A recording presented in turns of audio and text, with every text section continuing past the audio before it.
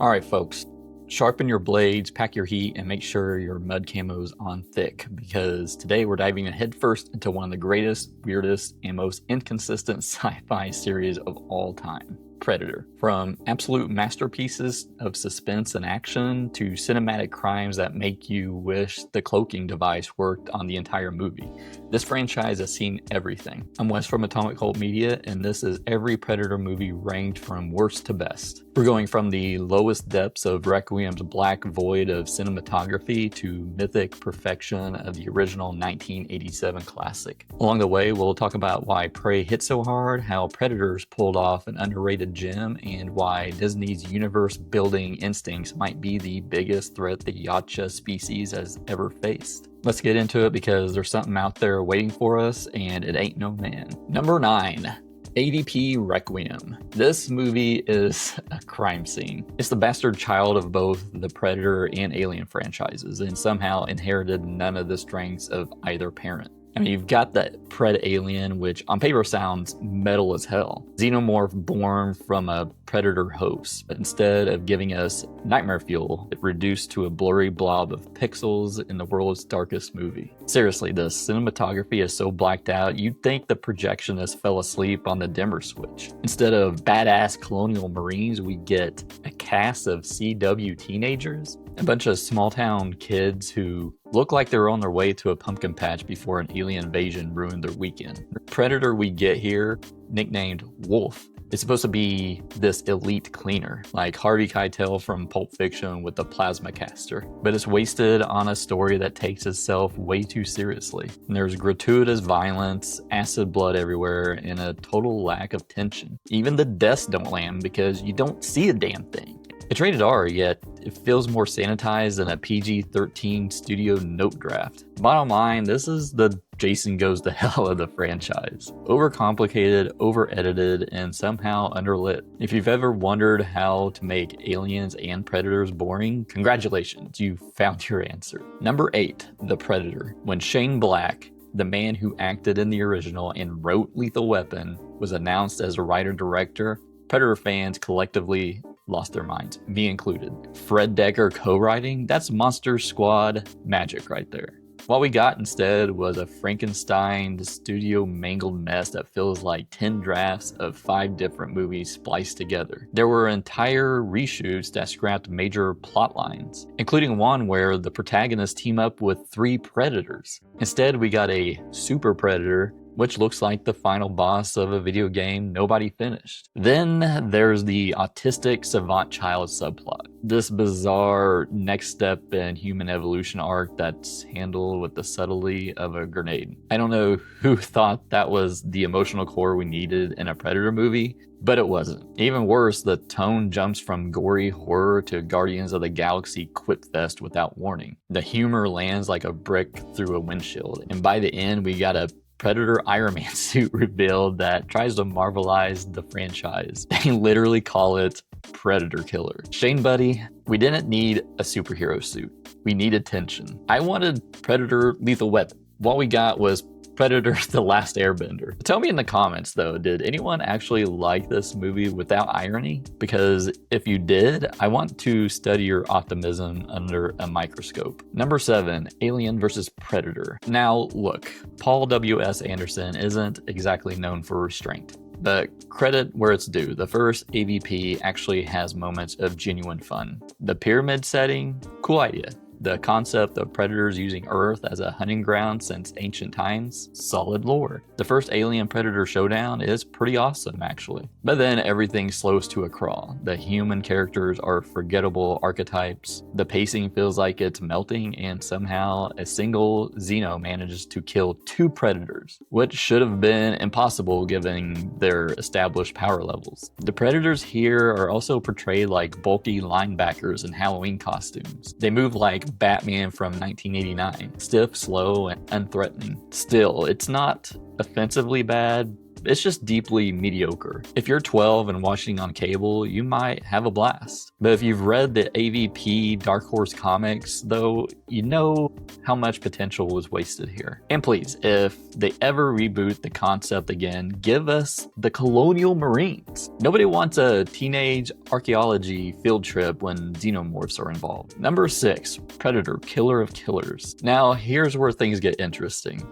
This movie finally gave us what fans have been asking for since the 90s, predators hunting across time periods. The anthology format works surprisingly well. You get feudal Japan duels, World War II dogfights, Viking battles, and some wild creature design. It's like flipping through a Predator art book come to life. The feudal Japan segment is gorgeous. The fight choreography feels spiritual. The Predator design is top tier, and it plays with honor in a way that fits the Yacha code perfectly. But not everything hits. The World War II segment I felt sort of dragged. The Torres humor feels a little forced, and that damn flintlock pistol keeps popping up like a franchise mascot. It was neat to see it in Prey, but come on, don't overuse it. The ending teases a crossover with Prey's Naru, and even Dutch and Harrigan from the first 2 movies, which makes me think they're gonna implement Deck in this somehow from Predator Badlands, setting up what looks like a Predator Avengers movie. And that's where I get nervous, because whenever studios start whispering about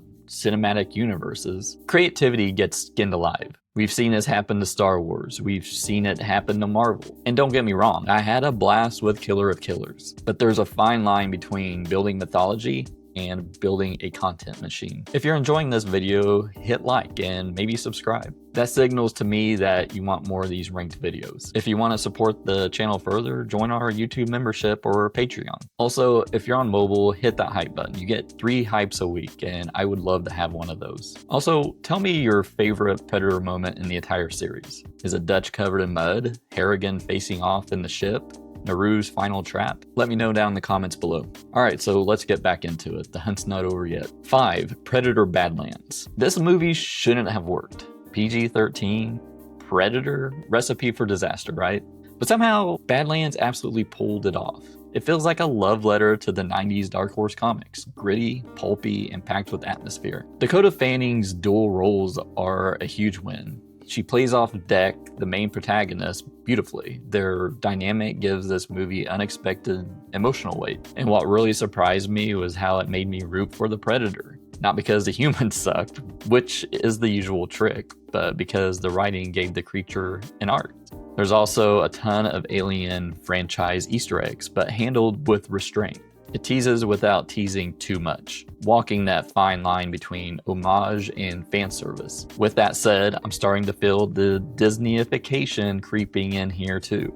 The tone's a little too clean, the setup for future crossovers too obvious. We've seen this movie before. It's called Corporate Synergy. But I can't deny it's fun, stylish, and surprisingly heartfelt. If Badlands is a direction the series continues in, I'm cautiously intrigued, but also watching for that inevitable Predator Cinematic Universe logo drop. Number 4, Predators. This movie does not get enough credit. After the AVP disaster years, Predators was the shot of adrenaline the franchise needed. It flipped the script. Instead of bringing the Predator to Earth, it brought the humans to their hunting ground. We've got Adrian Brody as a stoic mercenary, Alice Braga, Danny Trejo, Mahershala Ali, Walton Goggins, Topher Grace, absolute stacked cast, and Lawrence Fishburne showing up as a half-mad survivor. The premise is brilliant in its simplicity. A bunch of killers dropped on a game preserve planet as prey for a new breed of super predators. It's brutal, tense, and filled with old-school practical effects and jungle paranoia. The soundtrack even brings back Alan Silvestri's score from the original. An instant nostalgia hit. Sure, some dialogue clunks and Fishburne's character feels like he wandered in from another draft, but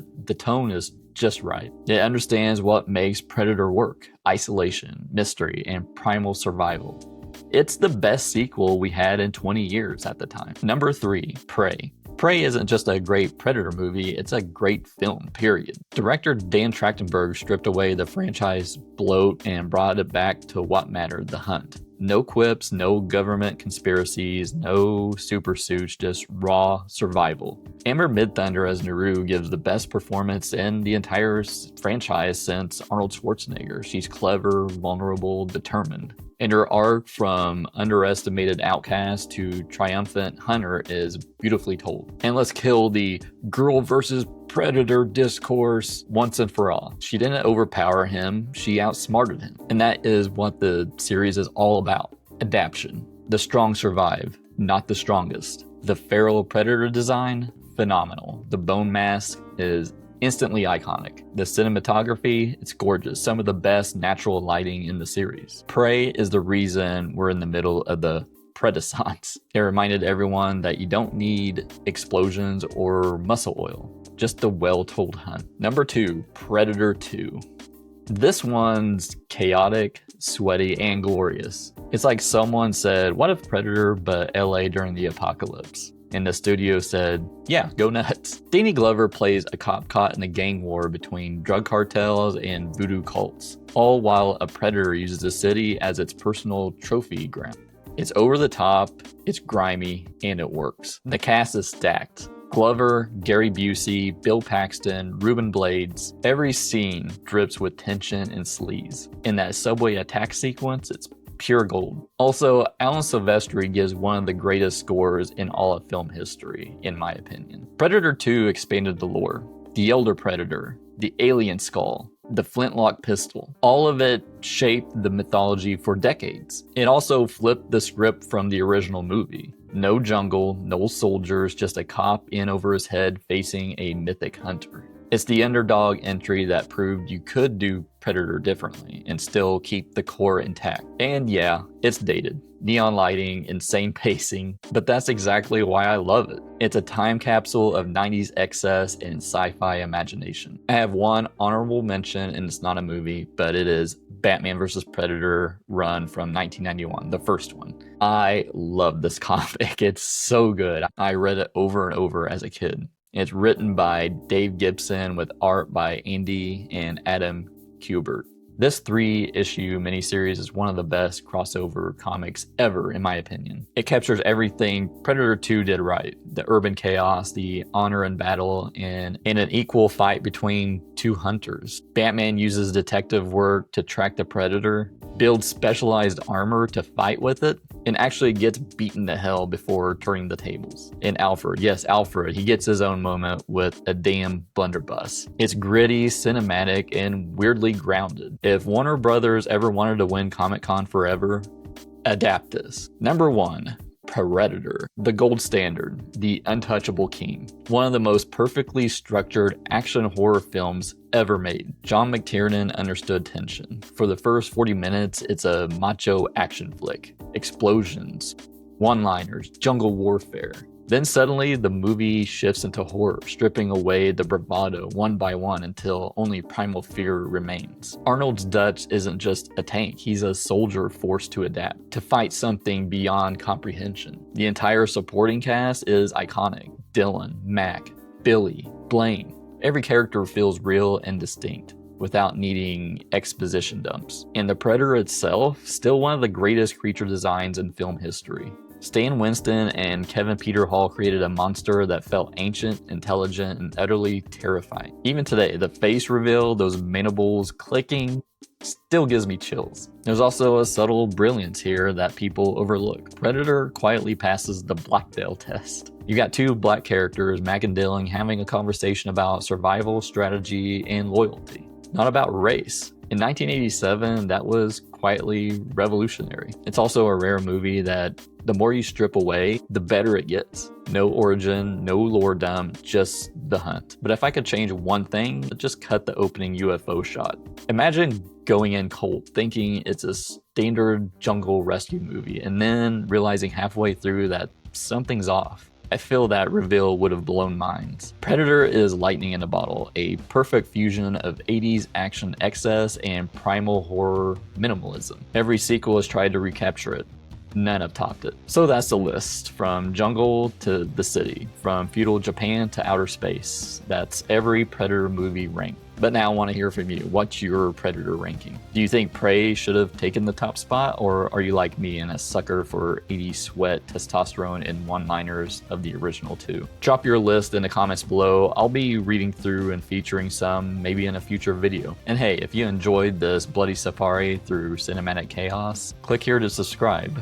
I've got a whole playlist of Predator videos here. If you want to support the channel further, hit that join button below to join our YouTube membership or join our Patreon right here. Also, if you're on mobile, hit that hype button. It really helps small channels like this. You get 3 hypes a week. I would love to have one of those. And until next time, stay cloaked, stay cool, and remember, if it bleeds, we can review it.